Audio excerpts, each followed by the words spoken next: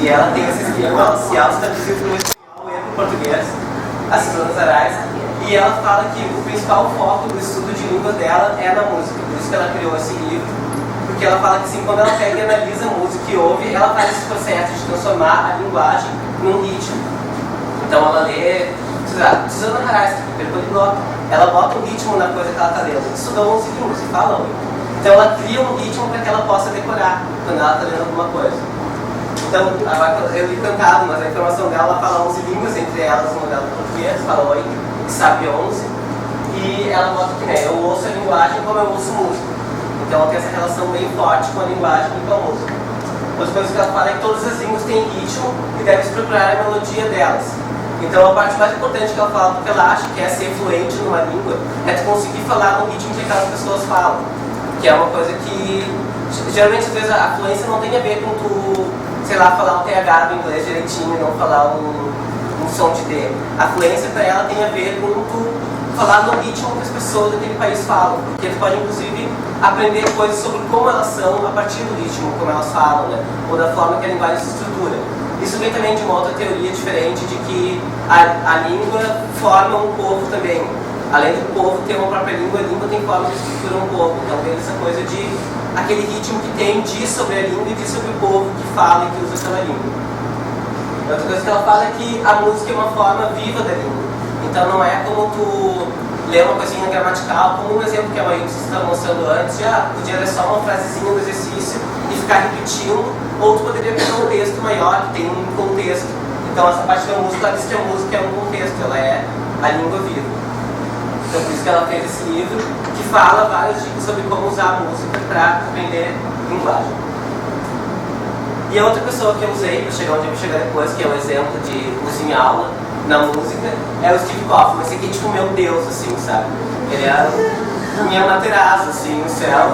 Ele é outro livro poliglota. Ele tem um site muito genial na internet, que é o Link.U, que é um site que o foco é todo o contexto. A ideia dele é que tu nunca vai aprender nada de língua em contexto, fora de contexto, e tu sempre tem que encaixar a coisa em contexto para conseguir entendê-la melhor. Então uma das técnicas que ele usa é sempre ler textos e ouvir o mesmo texto que tu lê. Inclusive a ideia do site dele é essa. Sempre tu tem um texto todo, cada palavra tu pode fazer uma anotação do significado que tu quer dar para a palavra, ou para um que já vem pré-pronto, e sempre tem o áudio junto para te ouvir. Então também cria uma relação com essa audição da música para te aprender novas palavras, novas estruturas e não só da parte de leitura, né? E o foco principal dele é o Enjoy the Language, tipo a frase slogan dele, assim, que é a questão de que quando tu está aprendendo uma língua, tu tem que se divertir e se interessar, na verdade, no sentido de se interessar por aquilo que tu está fazendo. Então se tu pega um exercício só de repetição, como a gente tinha visto antes, isso não é interessante, é uma coisa muito boring. Então tu pegar, assim, ouvir uma música, é uma coisa que te interessa, faz com que tu consiga aprender muito mais sobre língua. Inclusive, eu gosto muito desse método, que foi como eu aprendi no ensino médio, nas aulas de matemática. Eu ficava escrevendo música em katakana e hiragana, nas folhinhas, assim, eu aprendi hiragana e katakana, graças às aulas ruins da minha professora de matemática, então eu agradeço muito a ela. Eu ter aprendido hiragana em sala de aula no terceiro ano, então eu ficava passando muito de música porque eu estava mais interessado naquilo no momento. Então essa questão de língua que ele fala é essa, tem que estar interessado no que você está falando. E ele tem 3 bases essenciais para o ensino de língua, que ele fala que sem isso uma pessoa não aprende língua. A primeira que ele fala é a atitude, que é a questão de que tu só indo para a sala de aula tu não vai aprender língua. E essa é a parte mais complicada do professor, porque tu não tem como forçar a atitude do aluno de querer aprender a língua. Então o principal ponto que ele fala relacionado a isso é que a grande questão é que língua não se ensina. Língua tu só aprende, não tem como alguém ensinar a língua. Língua tu aprende e pronto. Então o trabalho do professor seria incentivar o aluno a querer aprender. Né? Então ele é bastante focado nessa questão de que em sala de aula, às vezes tu mais perde tempo do que ganha na aprendizagem de língua. Então para ele o ideal seria tu ir pronto para a sala de aula, sabendo o conteúdo, e ir lá discutir com o professor para se aprimorar só. Então o foco dele é sempre esse, de que na aula, se alguém quer ser professor, a ideia é que professor de língua, a ideia é que esse professor ajude o aluno a querer aprender sozinho em casa, e não apenas só ensinar em aula e achar que aquilo vai resolver alguma coisa. O outro ponto que ele fala é o tempo gasto com a língua, que não adianta tu querer estudar, sei lá, 5 horas num dia e no outro ficar bebendo o dia inteiro, depois fazer festa no outro e não estudar de novo. Ele fala que tem que ter contato todos os dias com a língua e de preferência um contato intenso. Então uma das técnicas que ele usa é, como esse site dele, por exemplo, tem todos os textos em áudio, tu bota um fonezinho e vai lá lavar a louça, arar um campo, ouvindo música enquanto faz, né? Se tiver alguém conversando no ônibus, se estiver meio chato, tu bota os fones, assim, pode ficar ouvindo alguém falar na língua para te ter um contato maior com ela. Então ele fala também que ler e escutar é tudo, né? Que o importante é ter muito input e que tu não pode querer falar antes da hora. Porque a outra coisa que ele fala é que a professora geralmente faz muito, quer fazer o aluno falar em sala de aula. E a ideia dele é que assim, o aluno vai falar quando ele estiver pronto para falar. Então tu não pode forçar alguém a querer falar durante uma aula, porque senão a pessoa vai se sentir muito forçada, tipo, tá, tem que falar, não sei falar, morri, não quero mais nada. Então você tem que fazer de uma... O aluno tem que ele mesmo sentir vontade que ele quer falar. Então o foco dele é esse, ler e escutar é tudo e o resto, quando a pessoa quiser falar, quando ela quiser escrever, isso vai acontecer naturalmente. E a terceira dos 3 pontos base dele é desenvolver a habilidade de perceber. Que ele diz que assim, quando tu tá lendo, tu pode só ler um texto em japonês e falar, tá, entendi. E tu tá num nível bom de japonês até aí, mas se tu quiser ficar num nível mais alto, tu vai conseguir falar, tu vai ter que pegar e começar a ler e pensar, tá, então aqui tem um ni para essa coisa. Então é, sei lá, Michi ou Aruko, não é ni. Daí tu tem essas ligações que tu vai percebendo depois, tem um ponto que tu vai ter que começar a perceber. Até certo ponto tu pode fingir que não existe isso e só entender o texto como um ponto global, mas no final tu vai ter que parar e pensar, não, tá, vou começar a prestar atenção no que eu estou fazendo, no que eu estou lendo, no que eu estou recebendo, para que eu possa produzir isso também. Aí o Steve Kaufman tem esse livro, que é o The Way of the Linguist, que era o antigo nome do site dele, The Linguist, depois mudou para LingQ, o site dele, onde ele fala sobre essa aprendizagem de língua dele, né? Ele fala 12 línguas, entre uma delas também é o português, e ele fala muito sobre essa questão de tu aprender a língua com essa coisa de estar gostando dela e procurar uma fluência que não seja falar como um nativo, mas que seja conseguir se comunicar com um nativo. Para ele, o ideal de fluência não é tu saber falar o TH do inglês certinho, mas conseguir falar com um americano que tu tá achando, sei lá, a crise na Ucrânia é terrível e vocês conversarem sobre isso. Então a ideia é conseguir falar e se comunicar com pessoas. Então, o português que ele fala é o português europeu ou é o americano? Ele fala português brasileiro. Isso. A outra, antes, a Suzana, ela fala os dois, misturado. Porque ela fala que ela começou a aprender primeiro o europeu, aí depois ela se interessou por samba, e daí ela começou a aprender o brasileiro, e daí ela fala dos dois misturados. Assim. Mas é bem kawaiizinho de ver ela falar. É interessante.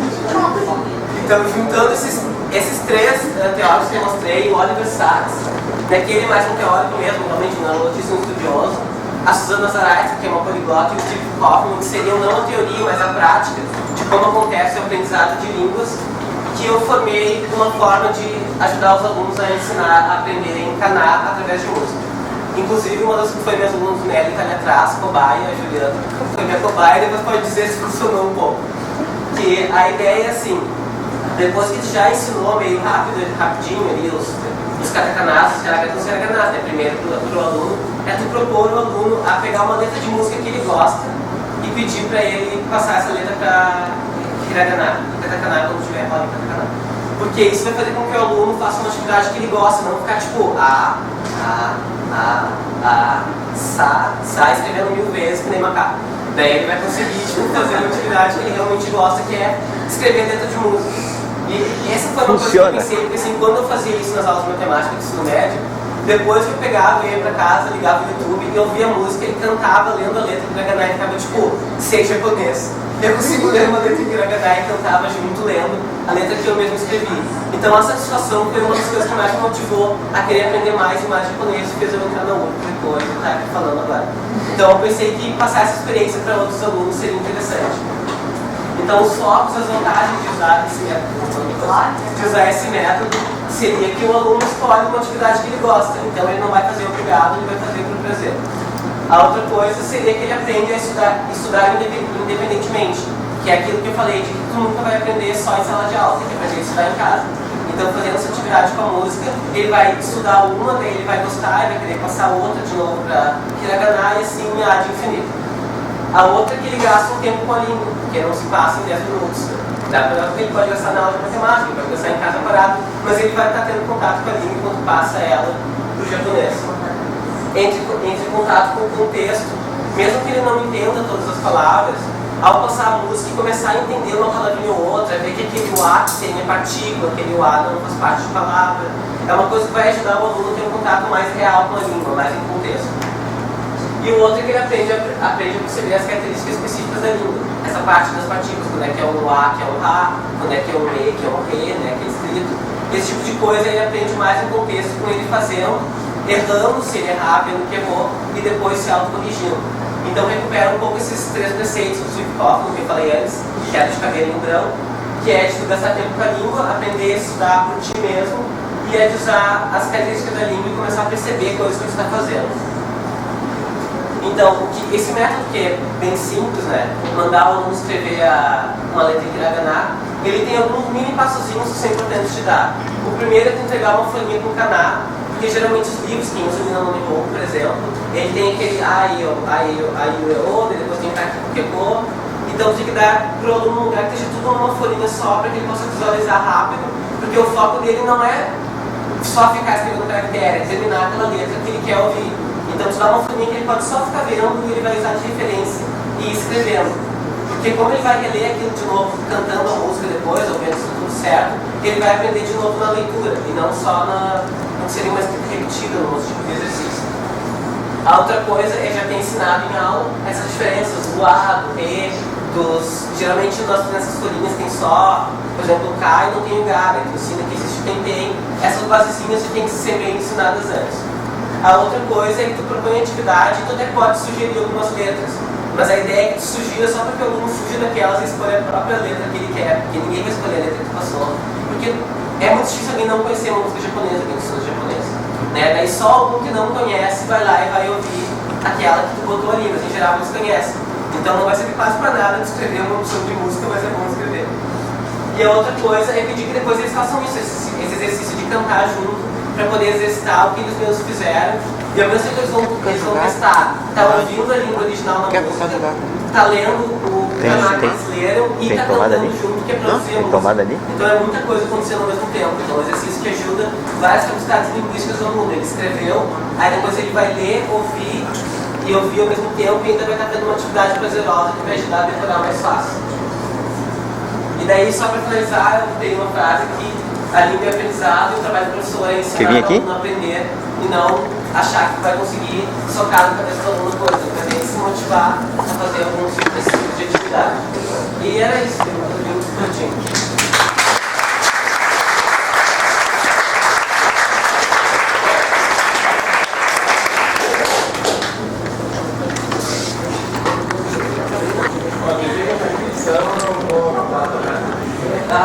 Essa é a limitação,